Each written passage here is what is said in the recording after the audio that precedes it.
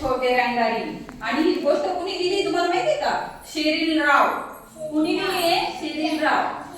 आणि चित्र कुणी काढलंय? तन्वी चौधरी. आपण काय गोष्ट वाचली की नाही? तर आज आपण बरच गोष्ट वाचणार. इंद्र लक्ष दे इकडे.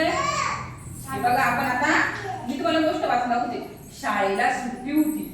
वीणा आणि विनय बागेत खेळत होते. सगळीकडे रंगाचे डबे पसरले होते.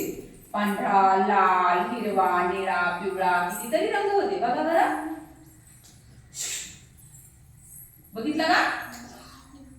पुढे काय असेल आपण वाचू आता. रंगारी रंग देण्याचं काम करत होते. एक रंगारी शिडीवर होता. दुसरा छतावरून सोडलेल्या झुल्यावर होता. आम्ही ही थोडी मदत करू का? वीणा आणि विनयने विचारलं. काय विचारलं त्यांना? आम्ही तुम्हाला मदत करू का? रंगारी दादानं दोघांना एक एक ब्रश दिला. काय दिलं? ब्रश दिला.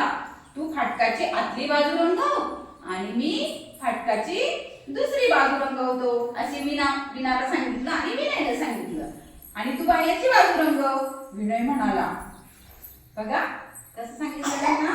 तू फाटकाची, विनयला सांगितलं तू फाटकाची आतील बाजू रंगव आणि विनाला काय सांगितलं? तू बाहेरील बाजू रंगव. आता बघू कसे रंगवते ते आपण. दोघांनी रंगाचे 2 डबे उचलले आणि कामाला सुरुवात केली. खाली बघ बाळा. विनानं फाटकाची एक बाजू रंगवली. विनयनी दुसरी बाजू रंगवली.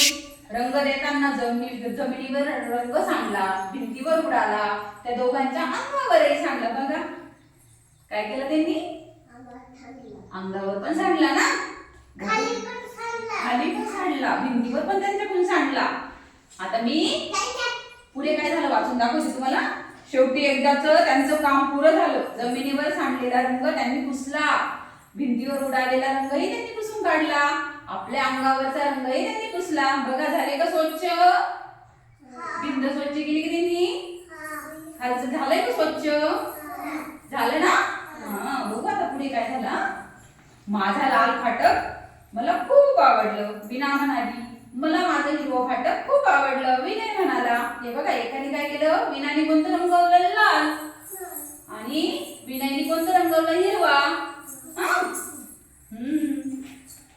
बापरे, तुम्ही तर दुरंगी फाटक केलं. रंगारी दादा किंचाळलाच. काय केलं? तसंच ठेवूया ते आई म्हणाली. आईने काय केलं?